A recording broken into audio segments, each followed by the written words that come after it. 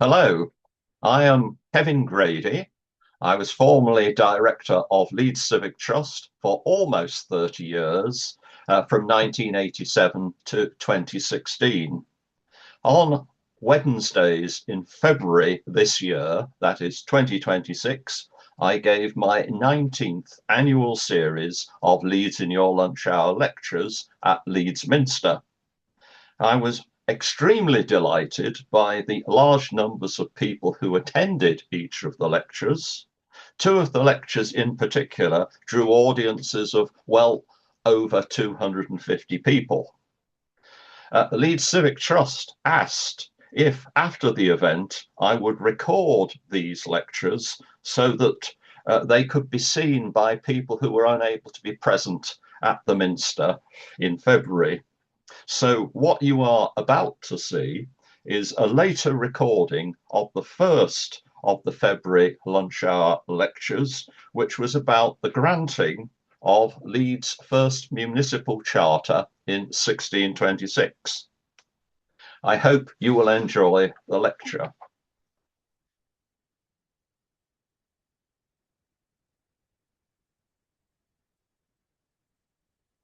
This year, we are celebrating the 400th anniversary of the granting of Leeds' first municipal charter on the 13th of July, 1626. This made the town and parish of Leeds a municipal borough, which in future would be governed by the newly created Leeds Corporation. My lecture will look at the circumstances in which the Charter was granted and explain the significance of the Charter and how the town was governed under the first and successive charters until 1835.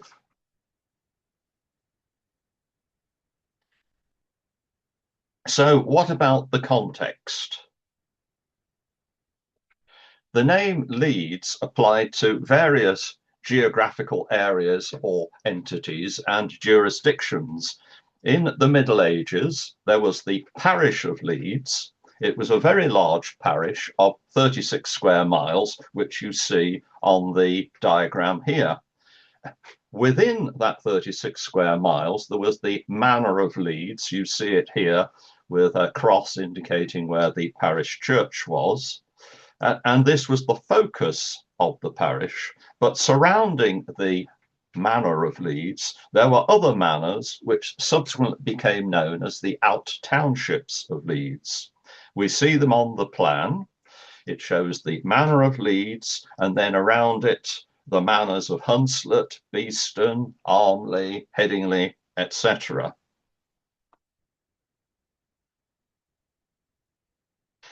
Leeds was purely an agricultural manor for a century or more after the Norman conquest, with Kirkgate being the main street of the village and farming taking place on two large open field systems. We see to the northwest the open fields of Woodhouse, and to the southeast the open fields of Nostrop. In 1207, the lord of the manor, Maurice Paynell, attempted to make some money out of his agricultural manor by creating a manorial borough where he hoped craft industries and a market would flourish and would generate rents and tolls for him. Accordingly, he laid out the long, broad Market Street, which today we know as Briggate, and created 30 burgage plots on either side. And we see them in the centre of this plan. This plan was drawn by Stephen Burt, showing the town of Leeds in around 1500. Now, you will remember that in 2007 in Leeds, we celebrated the 800th anniversary of the creation of Briggate. Really, it was a celebration of the origins of Leeds as a town.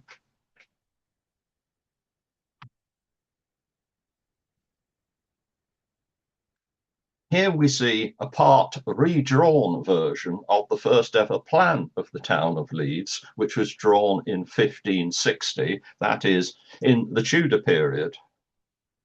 It's evident that after a slow start, the markets and fairs in Briggate flourished, and that a whole variety of trades became well established on the Briggate burgage plots. But above all, the principal industry of the town and its hinterland became the making of woolen cloth. John Leland, writing about his tour through England in 1534, noted that Leeds is a pretty market town. The town standeth most by clothing. By the mid-Tudor period, that's by the 1550s, Leeds had a population of about 3,000. So it was quite a large town by the standards of that time. Now, here we see in this table the populations of the main West Riding towns in 1600 and in 1700. You'll see from this that Leeds, with a population of around 4,000 in 1600, was almost double the size of the other main towns in the West Riding, other than Halifax. At this time, the population of the port of Hull was a bit bigger than Leeds at about 5,000, and the population of the historically important city of York was much larger at 11,000.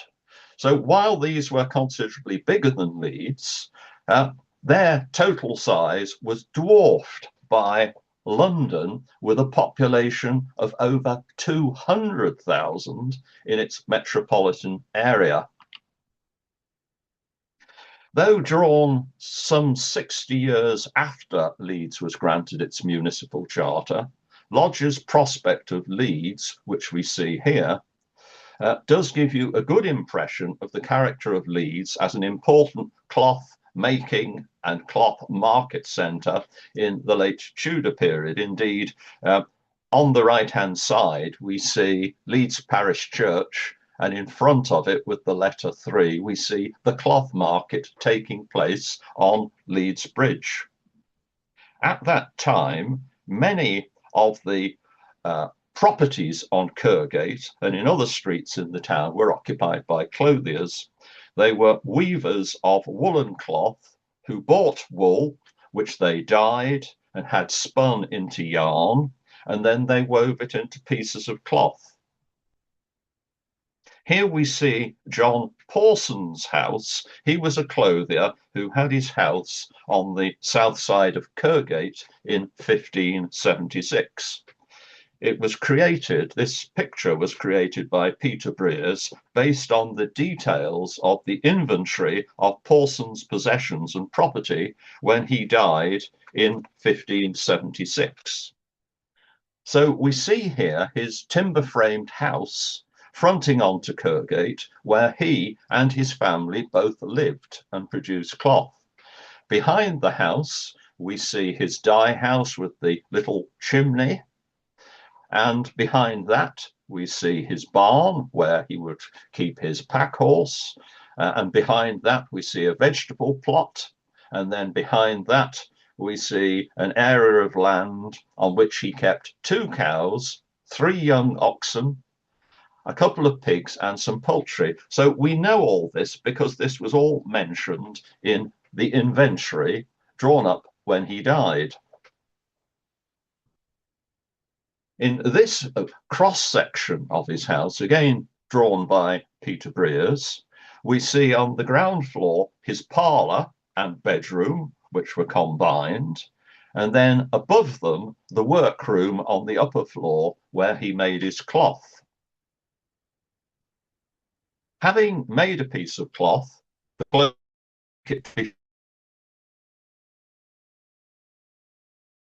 and then dry and be stretched to size on a tenter frame in the tenter fields of the town, of which there were quite a few. And we see here from Samuel Buck's engraving of 1720 the prospect of Leeds, we see the clothiers putting the cloth on the tenter frames in the foreground. Having made the cloth, stretched it to size, the cloth was then going to be sold to merchants in the cloth markets in Lower Briggate. Cloth was also produced in a similar way in the villages and hamlets across the parish, notably to the south and the west. This was known as producing cloth on the domestic system. Now, the term clothier covers a range of makers of cloth. There were the small clothiers who were working with their families and perhaps a couple of apprentices or journeymen. And on average, these small clothiers would produce one piece of cloth a week. And they probably combined their production of cloth with a little bit of agriculture on the side. On the other hand, there were the larger clothiers who owned several looms and employed journeyman weavers who might come to their workshops to do the weaving. On the other hand, the larger clothiers might put out some of their work to neighbours who would spin and weave in their own cottages. And then the third level, the highest level of clothier, these were clothiers who extended their activities to trading in cloth and in effect became merchants. However, a significant number of the merchants of Leeds were immigrants to the town who had their origins in small landed gentry families, or indeed they'd come from merchant families elsewhere.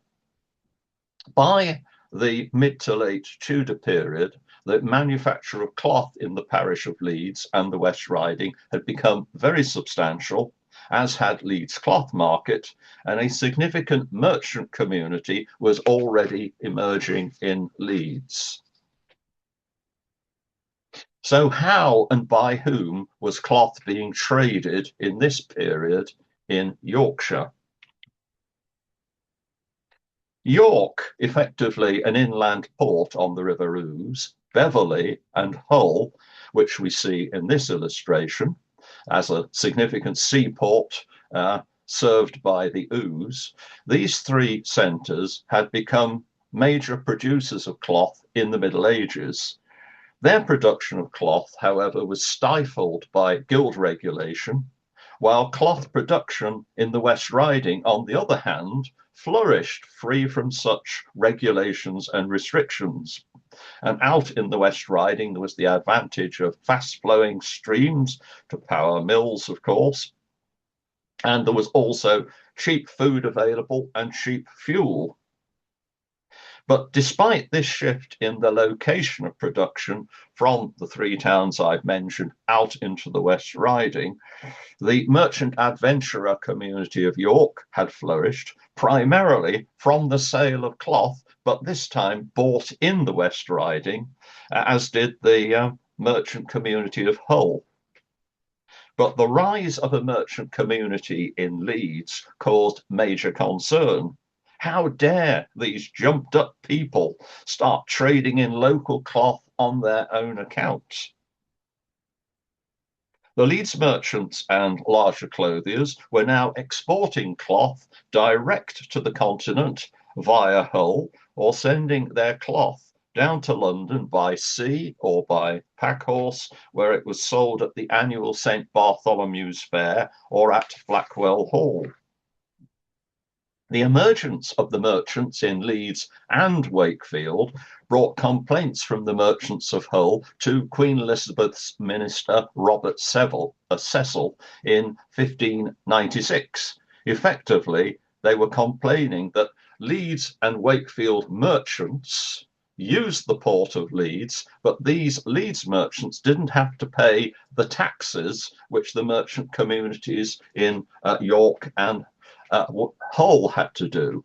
To quote from what they said, they are many ways relieved by this port, by the uttering of their cloth to a great proportion, and divers of them, these are the merchants in Leeds and Wakefield, divers of them are not only clothiers, but merchants also, to the great hindrance of the merchants here and at York.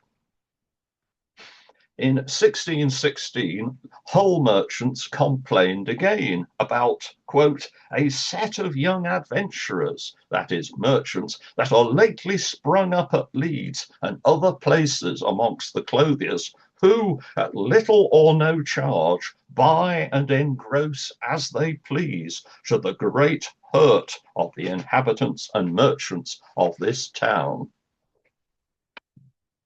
Effectively, they were not very happy.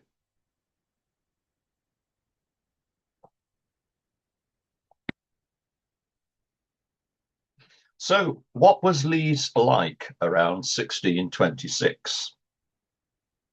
Here we see again the first ever prospect of the town of Leeds, drawn by William Lodge in about 1685. In 1628, the Corporation of London, which had recently acquired the manor of Leeds from Charles I in settlement of some debts, the Corporation of London sent its surveyors up to Leeds to report on what they had acquired. Now, fortunately for us, they left a wonderful description of the town, and this is what the surveyors said. Leeds is an ancient market town, some 10 or 12 miles northwest beyond Pontefract, and 6 miles northwards beyond Wakefield, another great market town. It standeth pleasantly in a fruitful and enclosed vale upon the north side of the river Aire, over or beyond a stone bridge, from whence it hath a large and broad street paved with stone, leading directly north and continually ascending. Clearly, they were quite impressed up to this point.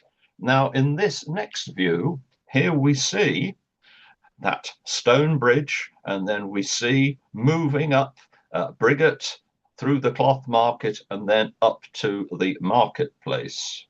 So they said, however, the houses on both sides thereof are very thick and close compacted together, being ancient, mean, and low built, and generally all of timber, though they have stone quarries frequent in the town and about it. Having come from London, this did not impress them. And in this wonderful Victorian painting showing Lower Briggate, you can see the Tower of Holy Trinity Church in the background on the left there. In this, we see on the left of this picture one of those ancient, mean, and low-built houses which the commissioners had noted.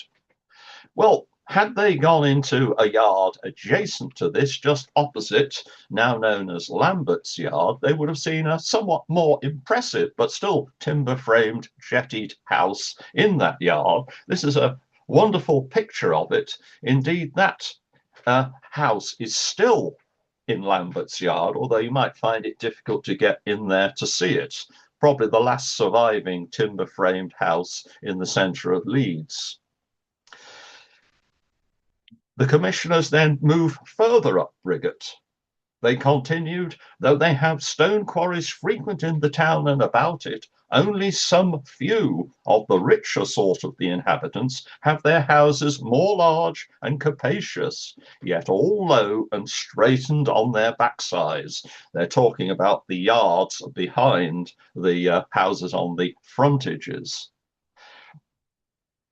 And then they said, in the middle of the street, and you can see it on this part of the Cousins 1726 plan of Leeds, in the middle of the street, towards the upper end where the marketplace standard, is built the court or moot house, as they term it. And then you see beyond the moot hole there, you see the shambles moving up to the market cross. The shambles was a block of buildings immediately behind the moot hole. And here we see them on a early 19th century view. So the commissioners went on, and from thence upwards are the shambles with a narrow street on both sides, much annoying the whole town, yet for their conveniency and want of room not to be avoided or placed elsewhere. So Who were the people who wanted to gain control of the town and parish and the woolen cloth industry in 1626? Well, it's very disappointing that we have so few portraits of the key townspeople at this time. But some images, as you'll see in the next 2 or 3 slides, some images do survive of the houses in which they lived. A petition in 1626 referred to these important and influential merchants as some of the ablest men in Leeds. Most prominent and richest amongst the merchants was Richard Sykes, whose quite imposing jettied timber-framed house we see in these illustrations. It stood in the upper part of Briggate, just above the Kergate junction, beside the Moot Hall, more or less. And here we see it on the left in an engraving, and you'll notice, if you've got sharp eyes, that there is a little plaque just above the awning of this shop, says RS, that is Richard Sykes, 1615. This house amazingly survived until the 1950s. Unfortunately, I didn't see it when it was still there, but here we see it on the right in a view that probably is late 40s, but it was still there in the 50s, and it had become a shoe shop by that point. Now, in this next view, we see another of the influential merchant community, John Harrison, the famous benefactor whose father and uncle had been wealthy clothiers in Holbeck and owned one of the 2 fulling mills beside Leeds Bridge.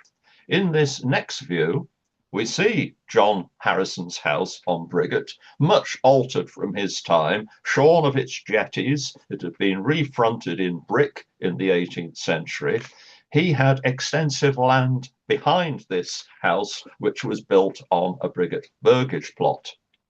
And then we have 2 more houses. We get a better impression of just how wealthy the Leeds merchants were from this view of Red Hall, which was erected in 1628 on the site of the present-day Core shopping centre, which of course is currently being demolished.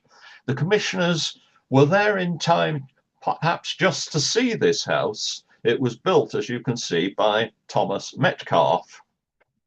And finally, as far as houses are concerned, 2 years later, Thomas Jackson built Wade Hall, a very impressive stone house, which we see here. It stood on the site where the Merrion Centre is today. As you'll see as I go through this lecture, that all of the 4 gentlemen referred to, all their families, were closely associated with obtaining the Municipal Charter.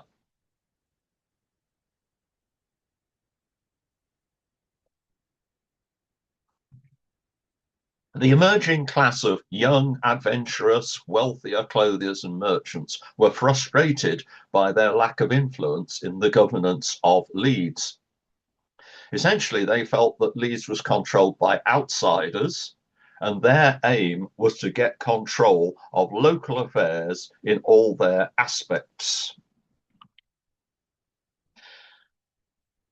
The process began in 1588. Here we see Leeds Parish Church, an illustration from Ralph Walsby's Ducatus Leodiensis.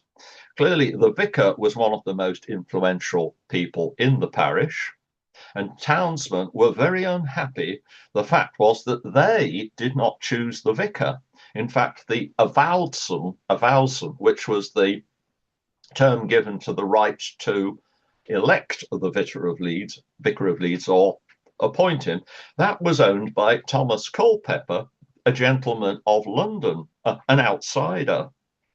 In 1588, leading townsmen bought the avowson from Thomas Culpeper on behalf of the parishioners for what was then the very substantial sum of £130.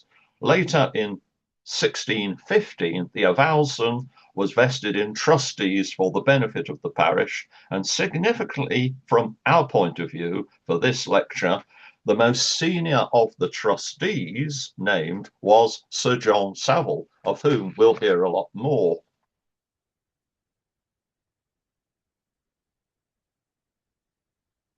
Then there was the issue of the maladministration of the town's charitable institutions and benefactions. How could these leading townsmen gain control of the local charities?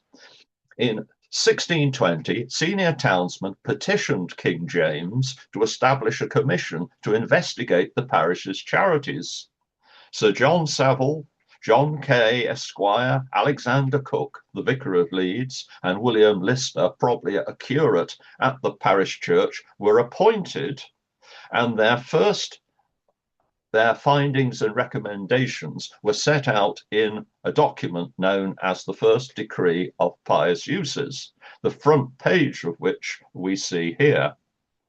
The end result of the investigation was that the oversight of local charities and funds bequeathed for local purposes were vested in a new body known as the Committee of Pious Uses.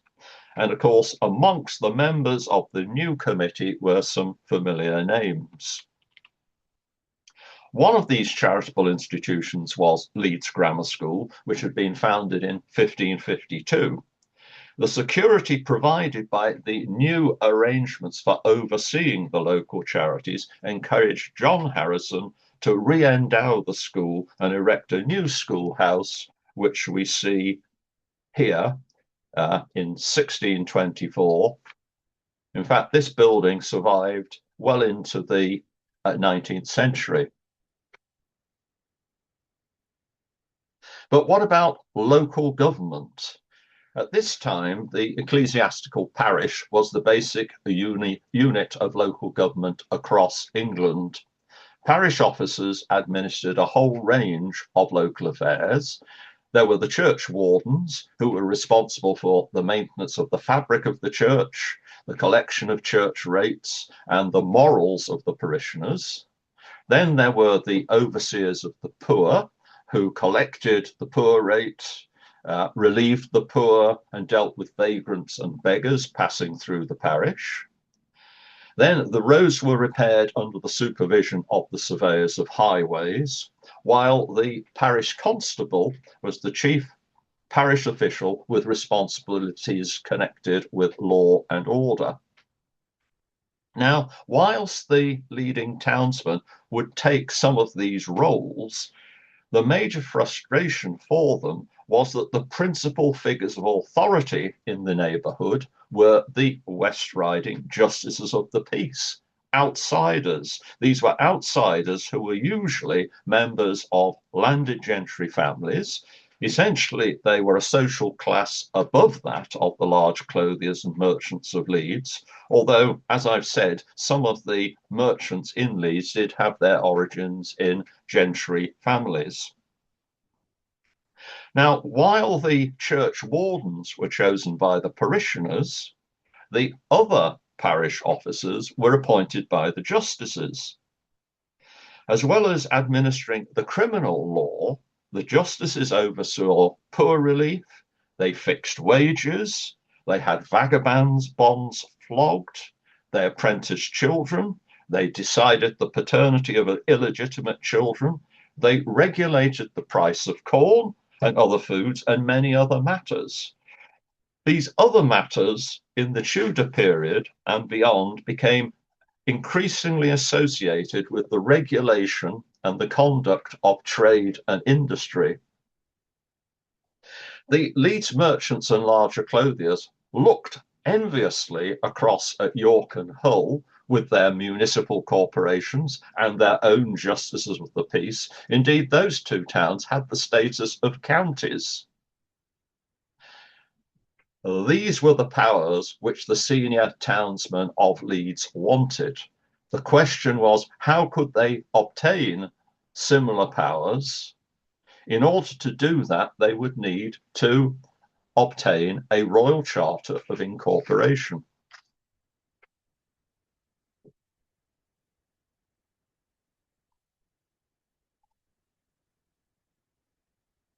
Well, you would need to petition the king. Here we see Charles I, who came to the throne in 1625. Well, of course, you could petition the king and his ministers, but would they take any notice of your petition? What you need for this purpose is or was a person of national standing and great influence at court to speak and lobby on your behalf. Unlike many much smaller towns, unfortunately, Leeds did not have its own Member of Parliament. The big figure that Leeds turned to represent them in this matter was Sir John Savile of Howley Hall. So who was Sir John Savile? Who, unpromisingly, was known by his enemies as the Old Devil of Howley. He was the grandson of Sir Henry Savile of Thornhill, which was on the southern side of Dewsbury. Sir Henry Savile's family were very, very wealthy. They had lots of land and they were extremely influential. Sir John Savile's father, Robert, was the illegitimate son of Sir Henry Savile. Sir Henry Savile provided his son Robert with substantial lands and property, even though he was illegitimate. And our Sir John went on to have an illustrious career, disreputable though it was at times, and Sir John, the grandson of Sir Henry Savile, rose very high in the land. Here we see his magnificent house. He was described as extremely ambitious, arrogant, hot-tempered, and unscrupulous. His cunning made him, it was said, a dangerous enemy, particularly for those who threatened his power base in the West Riding. He was educated at Trinity College, Cambridge, and at Lincoln's Inn. He was knighted in 1597 and raised to the peerage in 1628 as Lord Savile of Pontefract, and he inherited and added to an enormous fortune.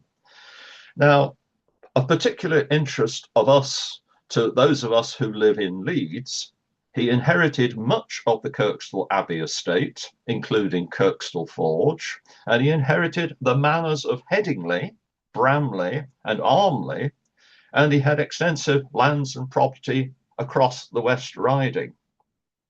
He built Howley Hall in the 1580s, and it really was, as you see here, a magnificent mansion on a hill overlooking Dewsbury, Batley, and Birstall. There are very few remains of this building, really just some cellars, and it's now the site is occupied by the Howley Hall Golf Club today.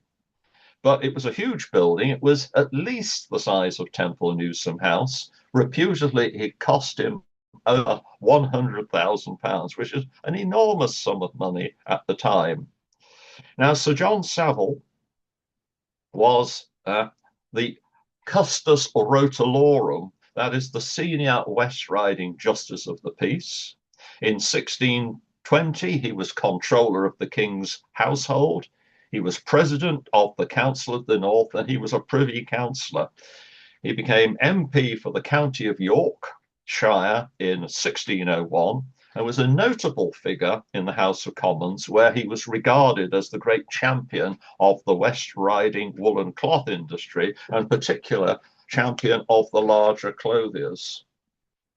Interestingly, he had a long-running feud with Sir Thomas Wentworth of Wentworth Woodhouse, in which Wentworth set himself up as the champion of the smaller Leeds clothiers and smaller clothiers across the West Riding, people who wanted to resist the granting of the Charter to Leeds. However, clearly, Sir John Savile was hugely influential, and he was just the man that Leeds merchants needed to help them get their charter.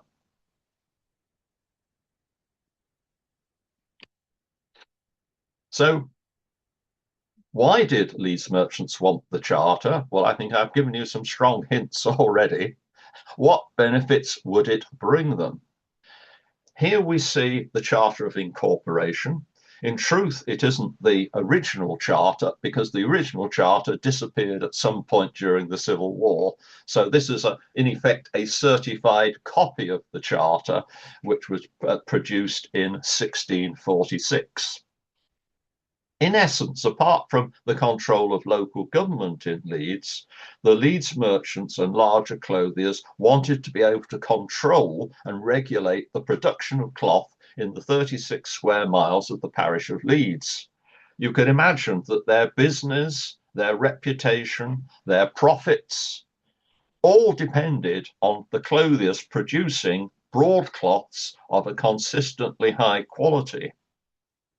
The preamble to the Charter, if you cared to read it, recited the principal grounds upon which the Leeds merchants had sought the Charter and the benefits which would accrue to both them and the King. In the preamble to the Charter, the King, or the scribes on his behalf, noted that our town of Leeds in the county of York is an ancient and populous town, and the inhabitants of the town and parish of Leeds aforesaid for many years past have had and skillfully exercised in the said town and parish the art or mystery of making and working woolen cloths, commonly called English northern dozens, to their perpetual praise, and a great increase of the revenues of the Crown of England from the customs on the same cloth. So the King was going to do well. If the cloth industry flourished in Leeds, his customs from the export of the cloth would go up considerably. Secondly, the preamble said, we are informed by the humble petition of our beloved subjects, the clothiers and inhabitants of the said town and parish of Leeds, that the cloths heretofore made in the said town and parish have been sold and exported before other cloths of the country there for their fit, good, and true workmanship. In other words, the Yorkshire broadcloths, the northern dozens, had come to be the best-selling and most exported cloths made in the region, all very good for the King's customs revenue. But then the preamble goes on to state the problem.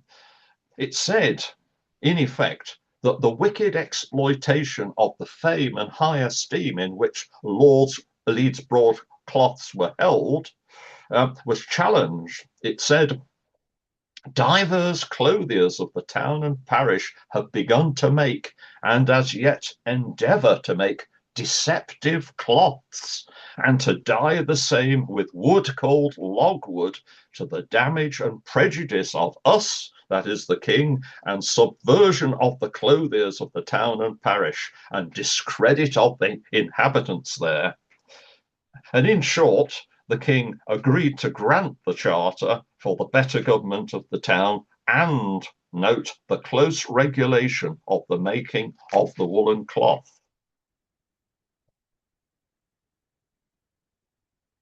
So what powers did the Charter confer? Here we see a list of the names of the first aldermen, principal burgesses, and assistants of the corporation. I've highlighted the names of some of the people we have already encountered. The Charter placed the government of the town and borough in the hands of 1 alderman, 9 principal burgesses, and 20 assistants. The first office holders named in the Charter were to hold office for life. Vacancies were to be filled by co-option, and fines were to be imposed on those refusing to serve once they had been chosen. Basically, the corporation was a self-electing body in perpetuity. It was an unelected oligarchy. The corporation was to choose 2 sergeants at mace, a coroner, a clerk of the market, and constables. Of especially great importance was that the alderman, later known as the mayor, the alderman, the 9 principal burgesses, and the recorder were to be justices of the peace for the borough. So, in future, the important day-to-day local government duties of the magistrates were now to be in the hands of the Leeds merchants in their roles as aldermen and principal burgesses of the corporation. What is even more significant is that the Charter specifically prohibited the West Riding Justices of the Peace from having any jurisdiction whatsoever within the borough of Leeds. At a stroke, this small group of people, by virtue of the establishment of this self-electing corporation, had in perpetuity gained considerable powers over the everyday life of the people of Leeds.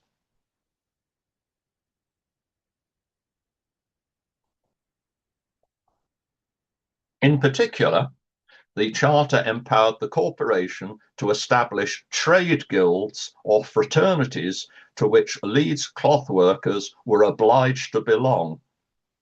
Fines and other penalties could be imposed on the workers for failure to produce cloth in the approved manner and of the proper quality. And not surprisingly, many of the clothiers opposed these guilds because of their restrictiveness, and the corporation, not surprisingly, many clothiers opposed these guilds because of their restrictiveness. But the corporation had its way in the end. As you can imagine, if you're an independent clothier and all of a sudden powers are given to these ableist people, as they were called in the town of Leeds, you didn't want these merchants interfering in how you produce your cloth. But the Charter meant that power was given to the members of the corporation. Well, Sir John Savile was appointed first alderman under the Charter, although it was John Harrison who acted in his place as his deputy. I mean, clearly Sir John Savile was too busy with all his other affairs. The corporation needed an official seal, for which they chose the design. In acknowledgement of Sir John Savile's help, they incorporated the silver owls from his coat of arms, which we see on the left of this picture. They incorporated the silver owls in the borough's crest, plus the fleece, symbolising the woolen cloth industry, which was the chief source of Leeds's prosperity. Not surprisingly, as I've said, there was great opposition amongst the smaller clothiers of the town and parish. A number of the inhabitants petitioned Parliament in 1624. This is effectively 2 years before the Charter was officially granted. They petitioned in opposition to the Charter, and they said, quite tellingly, many hundreds of people desired a stay of the corporation lately procured by some of the ablest men in Leeds for their own ends, in the name of the whole town, but without the consent of the greater number and to their prejudice. The petition to Parliament asked that Sir Thomas Wentworth, as we know, Sir John's bitter enemy, and others should be requested by the King to examine the conveniency of the grant and to certify to his majesty thereof. In other words, they wanted it looking into. This did slow down by a few months the obtaining of the Charter, but in 1626, as we see, King Charles did actually sign it and it was sealed. Now that left just one other aspect of local affairs which was not under the control of the Leeds merchants, and this related to the manor. Remember that the manor of Leeds was owned by the Corporation of London. 2 years later, in 1628, a consortium of the leading townsmen, to complete their control of the town, purchased the manor of Leeds from the Corporation of London, led by Richard Sykes and John Harrison. And in this table here, taken from Thoresby's Ducatus, you can see on the left the original purchasers of the manor in 1628, and there we see Richard Sykes, John Harrison, Thomas Metcalfe, Benjamin Wade, etc. And then on the right-hand side, just out of curiosity, you see who owned the manor, because it was split into ninths. And by 1714, you see that Ralph Thoresby owned 1/9 of the manor of Leeds.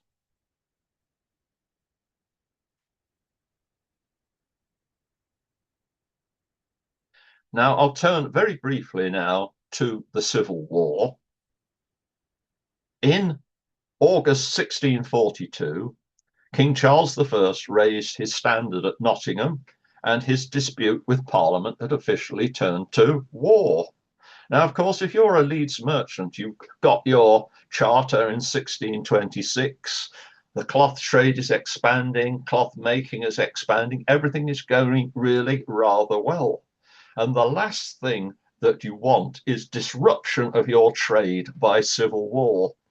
And you might imagine that some of these Leeds cloth merchants would have preferred just to say, we're neutral in this, we don't want trade disturbing, but of course it didn't work out like that. And here we see on the right Sir Thomas Fairfax, the leader of Parliament's forces in Yorkshire, and Sir William Savile. On the left, we see William Savile's fortifications. It's sort of one of the incidents in the Civil War, the fortifications that were put round St. John's Church by the Royalist forces in January 1643. The fact was that during the course of the Civil War, Leeds changed hands several times. Initially, the common people of the parish, probably, the smaller clothiers, were on Parliament's side. But Leeds soon became a royalist stronghold when in December 1642, the Duke of Newcastle took control of the town. But in January 1643, which is effectively depicted in this illustration on the left-hand side, that in January 1643, Sir Thomas Fairfax retook Leeds for Parliament in what became known as the Battle of Briggate. And there's a wonderful contemporary pamphlet produced which described the Battle of Briggate. It's all very exciting stuff. But here we see in this view that remarkably, always seems amazing to me, but King Charles's wife, Queen Henrietta Maria, personally came to Leeds in April 1643, leading royalist forces, and she and her captains encamped on the top of Richmond Hill, or the Bank as we might know it, and laid siege to the town, and she directed them to bombard the town of Leeds with cannon from the top of that hill, which later became known and was known on some of the maps later on as Cavalier Hill.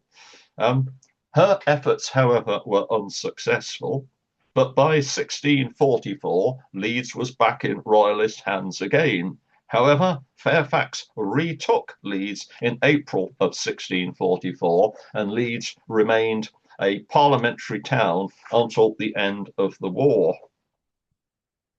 Interestingly, the Thoresby family were supporters of Parliament, and Ralph Thoresby's father, John, whose bust we see on the left-hand side, and you can see in the Lady Chapel at Leeds Minster, John fought with Fairfax at the Battle of Marston Moor in July 1644, which we see a picture of on the right. So the First English Civil War effectively ended in June 1646 with the defeat of the Royalists and the arrest of the king. Interestingly, for a period, probably about 3 weeks, from the 9th of February 1647, the king, who'd been captured by the Scots, was actually held prisoner in Red Hall in Leeds on his way going down to London. A tradition which is depicted in the Harrison window in St. John's Church, New Briggate, which we see here. A tradition is that John Harrison, who was an ardent royalist, tried to aid the possible escape of the king by taking him a tankard of ale, which to the king's delight he found to be full not of beer, but of gold coins. However, the king did not escape on this occasion and eventually was executed in January 1649. Well, the parliamentary forces had taken retribution on the supporting members of the corporation, the royalist supporting members of the corporation during the Civil War. John Harrison had a particularly hard time. Basically, the royalist forces, they trashed the houses and looted the possessions of the merchants who supported the king. And after the war, they confiscated their property. As we've seen, the Corporation Charter disappeared during the Civil War, and the Inspeximus copy, as we know it, was produced and certified.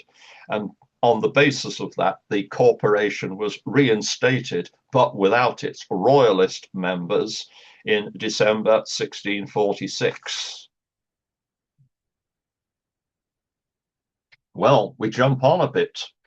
After the experience of Oliver Cromwell and the Commonwealth period, it was decided that after all, the country preferred to have a monarchy.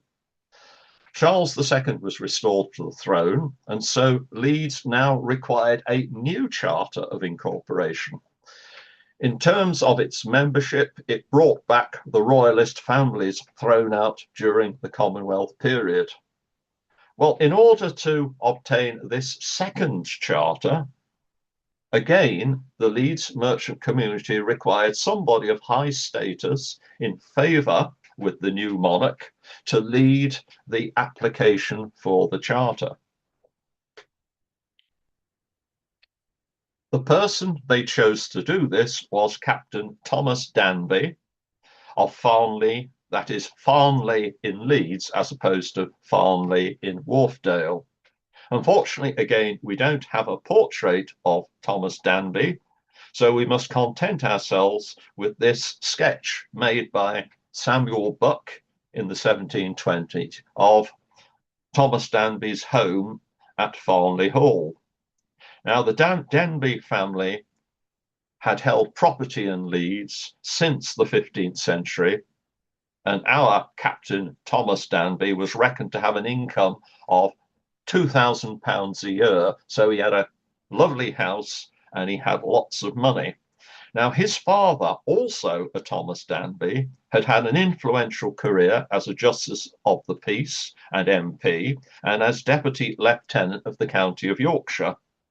So, an influential person. They were an ardent royalist family, and Thomas the father had raised forces for the king during the Civil War, and Thomas the son had fought as a captain in the royalist army. Thomas Danby was briefly MP for Malton in 1661. No doubt through his influence and the great standing of his father, who died in 1660, the second charter was granted. Thomas Danby was named in the charter as the mayor of the corporation, now a mayor as opposed to an alderman, though in practice he never officiated, and his duties were devolved to Edward Atkinson, Esquire. Following the granting of the charter, a new corporation seal was required. And in 1662, as we see here, the three mullets, or star-shaped spur wheels of the Danby coat of arms, which we see on the left, were added to the fleece, though the Savile owls on this occasion were omitted from the seal. Unfortunately, Thomas Danby died quite young. He was killed in a London tavern brawl in 1667. His widow presented a scarlet robe for the use of the Mayor of Leeds, and later, as Thoresby revealed in his Ducatus, Thomas Danby's widow offered to pay a substantial sum towards the cost of building a new Guildhall upon pillars and arches to be erected in her husband's memory. Thoresby regretted the fact that that offer was not taken up. So, what was in the new charter? The charter was issued in November 1661. There was no essential change in the role of the corporation by this second charter, although its members now consisted of a mayor, 12 aldermen, and 24 assistants. Additional powers were given to appoint a common clerk to levy rates. It also specifically included the right to hold quarter sessions. Quarter sessions had not been specifically mentioned in the first charter, though they may have been held under the first charter. Having quarter sessions increased the seriousness and range of matters which the Leeds magistrates could deal with. This charter remained the basis of Leeds town government until 1835. Here we see John Cusson's plan of Leeds in 1726, which just gives you the full extent of the town, and with the merchants' houses in the margins, you just see how wonderfully prosperous Leeds was by the early 18th century. Though cloth dominated the economic life of Leeds, the town was also thronged with other trades and professions. These were sufficiently numerous for the corporation, when it set up the Cloth Workers Guild in 1661, to also form 5 other guilds for the other trades. The first of these other 5 guilds largely consisted of building workers, that is, millwrights, carpenters, joiners, plasterers, bricklayers, and coopers. The second of these guilds was really of shopkeepers, that is, mercers, grocers, salters, and drapers. And the 3 others consisted of, well, a whole range of activities: shoemakers, tailors, workers in hardware, ironmongers, smiths, glaziers, cutlers, pewterers. To this list of occupations in the town, as depicted in the Cussons plan, the corporation's minutes of the period referred to doctors, lawyers, barbers, goldsmiths, stationers, booksellers, innkeepers, butchers, bakers, and many more. So this was a tremendous hive of activity. At the very end of the 17th century, the wealth and prosperity of the merchant community and its confidence in the future were demonstrated by its investment of large sums of money in a major new venture. In 1699, in company with Wakefield merchants, the Leeds merchants embarked on a scheme to make the rivers Aire and Calder navigable to Hull. The result was the Aire and Calder navigation, and we can see this on the left of this wonderful engraving or prospect of Leeds in 1745. We see the River Aire with the boats going up and down on it, and it is really a very, very pleasant scene and testifies to the great wealth of Leeds. The Aire and Calder navigation, which overcame many of the problems of transporting cloth and other goods between Leeds and Hull. And because of this, it greatly enhanced the future importance of Leeds. In practice, it made Leeds an inland port. And commercial success and industrial development stemmed from this tremendously in the 18th century. It's worth saying at this point the amazing statistic, that is that in 1770, half of the total exports of this country, that is of England, half of the total exports was woolen cloth. Leeds cloth merchants handled 1/3 of the cloth trade of the country. So the merchants who lived in this prosperous town were responsible for handling 1/6 of the total export of domestically produced goods in England. It was a phenomenal achievement. Well, during the 18th century, the Leeds Corporation and its justices of the peace ran the borough of Leeds from the Moot Hall, which we see here in Briggate. From the 1750s, their powers were extended by Acts of Parliament. This is not powers of the corporation specifically, but these Acts of Parliament created the Leeds Improvement Commission. Some of the members of the Improvement Commission were elected by the ratepayers, but the mayor and aldermen of Leeds Corporation were, by virtue of office, members of the Improvement Commission.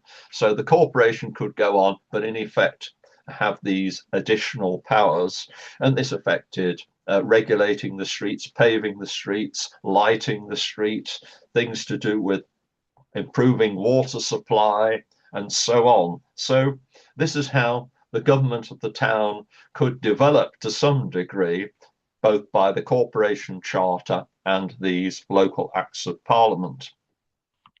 However, here we see Alphonse Dussault's wonderful painting of Leeds from Rope Hill, looking across the town from the south, produced around 1827, maybe 1831.